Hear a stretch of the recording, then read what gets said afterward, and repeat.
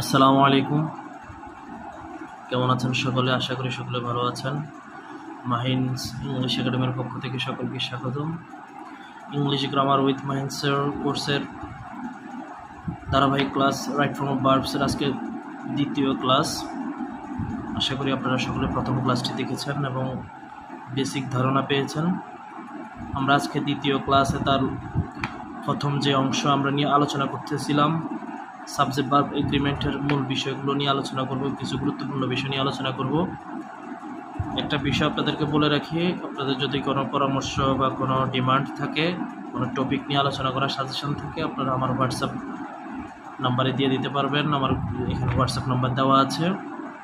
আর ক্লাসটি যদি ভালো লাগে, আপনি নিজে বুঝেন, তাহলে আপনার ফ্রেন্ড সার্কেল বা আপনার শুভাকাঙ্ক্ষীদের কাছে শেয়ার করবেন, যাতে করে তারাও আপনার মতো উপকৃত হতে পারে। ধন্যবাদ। আমরা পড়া শুরু করি। আমরা দেখেন প্রথম রুলসে আমরা দেখতে পাচ্ছি সাবজেক্টের হেড ওয়ার্ড সিঙ্গুলার হলে ভার্ব সিঙ্গুলার হবে, আর ফ্লুরাল হলে ভার্ব ফ্লুরাল হবে। অর্থাৎ একটা সাবজেক্টের কয়েকটা অংশ থাকতে পারে, একটা ফ্রেজ হতে পারে, দুই তিনটা শব্দ নিয়ে একটা সাবজেক্টের অংশ স্থানে বসতে পারে।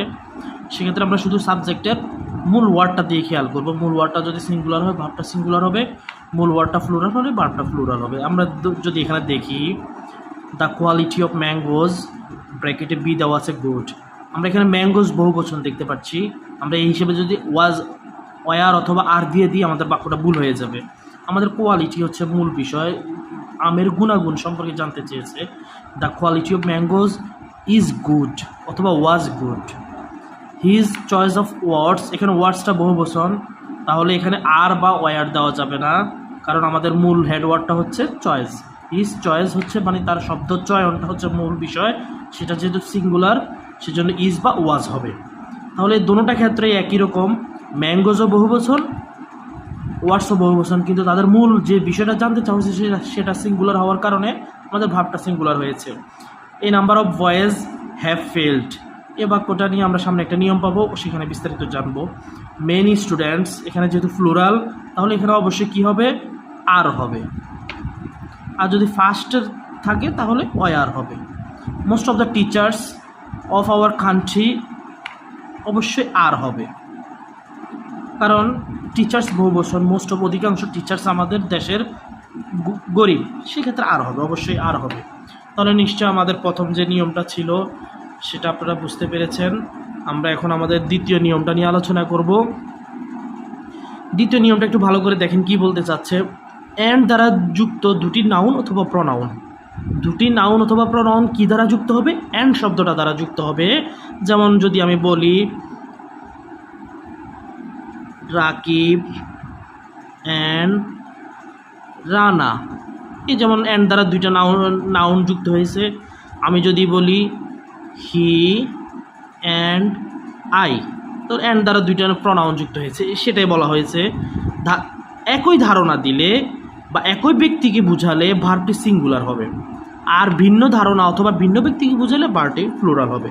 এর রাকিব এবং রানা যদি একই ব্যক্তি হয় তাহলে ভার্বটা সিঙ্গুলার হবে, আর দুই ব্যক্তি হলে ভার্বটা প্লুরাল। অবশ্যই তারা দুই ব্যক্তি। হি এবং আই দ্বারা যদি একজনকে বোঝানো হয় তাহলে ভার্বটি হবে সিঙ্গুলার, দুইজন হলে অবশ্যই প্লুরাল। এখানে তো আমরা দেখতেই বোঝা যাচ্ছে এটা দুজনকে বোঝাচ্ছে। নোটে একটা কথা বলা হয়েছে, দেখেন ব্যক্তির ক্ষেত্রে দুজন বোঝালে উভয়ের পূর্বে দা বসে। মানে আমাদের সাবজেক্টের স্থানে যদি ব্যক্তির নাম থাকে বা ব্যক্তির পদবি থাকে, সেক্ষেত্রে তাদেরকে যদি দুজন বোঝায়, এটা মাথায় রাখবেন, দোনোজনের আগেই উভয়জনের আগেই দা বসবে। আর যদি একজন বোঝায় তাহলে অবশ্যই উভয়জনের আগে দি শব্দটা থাকবে না। আমরা একটু উদাহরণে দেখি। হি, এখানে বলা হয়েছে হি অ্যান্ড আই, অ্যান্ড দ্বারা দুইটা প্রনাউন যুক্ত হয়েছে, অবশ্যই দোনোটা একজনকে বোঝাচ্ছে না, তাহলে আমাদের এখানে হবে are. He and I are friends. Rakib and Karim, দুজন ব্যক্তি, অ্যাবসেন্ট দেয়ার, অবশ্যই ফ্লুরাল হবে, অয়ার হবে। এখানে ফ্লুরাল আপনি অয়ার দিতে পারেন অথবা আর দিতে পারেন। এখন এখানে দেখেন ব্রেড অ্যান্ড বাটার, এই ব্রেড অ্যান্ড বাটার এই অ্যান্ড দ্বারা দুইটা শব্দ নাউন যুক্ত হওয়ার পরেও এখানে ভার্বটা অবশ্যই হবে ইজ, কারণ ব্রেড এবং বাটার দ্বারা আমরা সবসময় একটা বস্তুকেই বুঝে থাকি। Slow and steady wins the range, এখানে দুটোটাই কি দুইটা নাউন দ্বারাই একই শব্দ বোঝানো হয়েছে, ধীর গতি। তাহলে কচ্ছপকে বোঝানো হয়, যেটা আমরা সাধারণত স্টোরিতে পড়ে থাকি। সেক্ষেত্রে ভার্বটা হবে সিঙ্গুলার। আমরা জানি যে আমরা প্রথম ক্লাসে পড়ছি প্রিন্সিপাল ভার্বকে বা ফাইনিট ভার্বকে সিঙ্গুলার করতে ভার্বের সাথে কি যুক্ত করতে হবে? অ্যাজ যুক্ত করতে হবে, তাহলে এটা উইন্স হয়ে যাবে। আমরা পরের উদাহরণ, the horse and carriage. The horse and carriage দ্বারা আমরা সাধারণত ঘোড়ার গাড়িকে বোঝাই। তো দুইটা নাউন দ্বারা যেহেতু আমরা একই বস্তু বোঝাচ্ছে, তাহলে এখানে ইজ হবে, সিঙ্গুলার ইজ। অথবা আপনি ওয়াজও দিতে পারেন যদি এখানে ফার্স্ট টেন্সের আমরা বাকি অংশ অন্য কোনো কিছু বোঝায়। দ্য ম্যাজিস্ট্রেট অ্যান্ড জাজ ইজ অথবা আর প্রেজেন্ট। দেখেন আমরা একটু বলছিলাম দুইজন বুঝালে উভয়জনের পূর্বে কি বসবে? দা এখানে যেহেতু একজনের পূর্বে দা বসছে, আরেকজনের পূর্বে বসে নাই, অবশ্যই এটা একজন মানুষ, তাহলে ইজ বসবে। এখানে বাক্য হবে, আনসার হবে is. The MP and minister, অবশ্যই এমপি এবং মিনিস্টার একজন, কারণ উভয়জনের আগে কি বসে নাই? দা বসে নাই, তাহলে একজন হওয়ার কারণে কি হবে? হ্যাজ হবে। The headmaster and the secretary, এখানে দেখেন হেডমাস্টারের পূর্বেও দিয়ে আছে, সেক্রেটারি পূর্বেও দিয়ে আছে, তাহলে বোঝা গেল দুইজন আলাদা আলাদা ব্যক্তি অফ আওয়ার ক্লাস আর হবে। এখানে উভয়ের পূর্বে দি থাকার কারণে এখানে অবশ্যই আর হবে। আমরা দুইটা নিয়ম আশা করি আপনারা সকলে বুঝতে পেরেছেন। আমরা এখন পরবর্তী আরেকটা নিয়মের দিকে চলে যাই। আমাদের রুল 3-তে আলোচনা করা হয়েছে, কয়েকটা শব্দ একটু ভালো করে দেখবেন। As well as, with, along with, together with, accompanied by, followed by, and plus not ইত্যাদি দ্বারা দুটি নাউন অথবা প্রনাউন যুক্ত হলে একমো নাউন অথবা প্রনাউন অনুযায়ী ভার্ব হবে।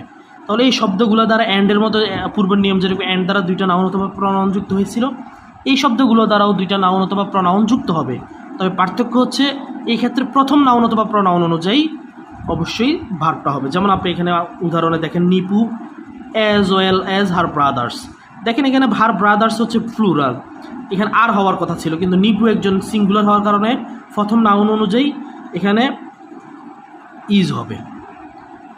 দেখেন আই অ্যান্ড নট কামাল ডান ইট, তাহলে আই হ্যাভ হবে এখানে, যেহেতু অ্যান্ড প্লাস নট দ্বারা যুক্ত হয়েছে। এখানে প্রথম প্রনাউন অথবা প্রথম নাউন অনুযায়ী ভার্বটা হবে, এখানে হ্যাভ হবে। আই এর সাথে সর্বদা হ্যাভ বসে আমরা প্রথম ক্লাসে। The chairperson along with the members present in the meeting yesterday, যেহেতু ইয়েস্টারডে আছে আমরা অবশ্যই কি বুঝাবো? তার চেয়ারপারসনের সাথে ওয়াজ বসাবো, কারণ মেম্বার যদিও বহুবচন, আমরা কিন্তু প্রথম যে সাবজেক্ট দ্য চেয়ারপারসন একবচন হওয়ার কারণে আমরা ওয়াজ বসাবো। বুঝতে পারছেন? এই যে শব্দগুলো দ্বারা যেই কোনো নাউন বা প্রনাউন দুইটা যুক্ত হবে প্রথমটা অনুযায়ী, প্রথমটা একবচন হলে ভার্বটা একবচন বসাবো, প্রথমটা বহুবচন হলে ভার্বটা বহুবচন বসাবো। এই জিনিসগুলো একটু আপনারা শব্দগুলো একটু মুখস্থ করে নিতে হবে। আপনারা রাইট সাবজেক্ট বারবে এগ্রিমেন্ট বা রাইট ফর্ম বারবে কিছু বিষয় আছে, একটু মুখস্থের বিষয় আছে, বা ভালো করে পড়লে আপনার মাথায় এগুলা থেকে যাবে ইনশাল্লাহ। আমরা আজকের ক্লাসের লাস্ট রুলসটা নিয়ে একটু আলোচনা করব, এরপরে ইনশাল্লাহ আজকের ক্লাস এখানে সমাপ্ত হবে। এখানে কিছু শব্দ আছে, each, every, any, no, no one, none, more than one, each of the, one of the, either of, neither of, none of. এগুলো সবগুলো আমাদের পরিচিত শব্দ, একটু ভালো করে পড়ে নেবেন। এই শব্দগুলোর সাথে সর্বদা ভার্বটি অধিকাংশ সময় সিঙ্গুলার হয়ে থাকে। দেখেন each boy and each girl have অথবা হ্যাজ গট এ প্রাইজ, এখানে কী হবে? ইচ সিঙ্গুলার, অবশ্যই হ্যাজ হবে। Neither of the girls is হবে, ওয়ান অফ দেম ইজ হবে, no bus and no train কি হবে? এটা আপনাদের জন্য রেখে দিলাম, আপনারা একটু আইডিয়া করবেন। ইনশাআল্লাহ পরের ক্লাসে আমরা এটার আনসারগুলো বলে দিব। No bus and no train, এখানে আনসারটা কি হবে? এই শব্দগুলোর মধ্য দিয়ে আপনারা অবশ্যই জানবেন এখানে আনসার কি হবে, আপনারা জানাবেন। আর বিষয় হচ্ছে ক্লাসটা ভালো লেগে থাকলে অবশ্যই শেয়ার করবেন বন্ধুবান্ধবদের সাথে, যাতে তাদের উপকারী হয়। আপনাদের কোনো সাজেশন থাকলে আমাকে জানাবেন হোয়াটসঅ্যাপে, কমেন্ট বক্সে আপনারা জানাবেন। ইনশাআল্লাহ আপনাদের কমেন্টস এবং আশা অনুযায়ী আমি ইনশাআল্লাহ ক্লাস নিব। আর কোনো ধরনের পরামর্শ থাকলে সেটাও বলবেন। ক্লাসগুলো আপনাদের বুঝে আসছে কিনা বা কোনো ধরনের পরিবর্তন আনতে হবে কিনা সেটাও জানাবেন। সর্বোপরি আপনাদের সকলকে ধন্যবাদ জানিয়ে শেষ করছি। ইনশাআল্লাহ আমাদের তৃতীয় ক্লাস নিয়ে আমরা খুব শীঘ্রই উপস্থিত হব। সকলের সে পর্যন্ত ভালো থাকবেন। ধন্যবাদ। আসসালামু আলাইকুম।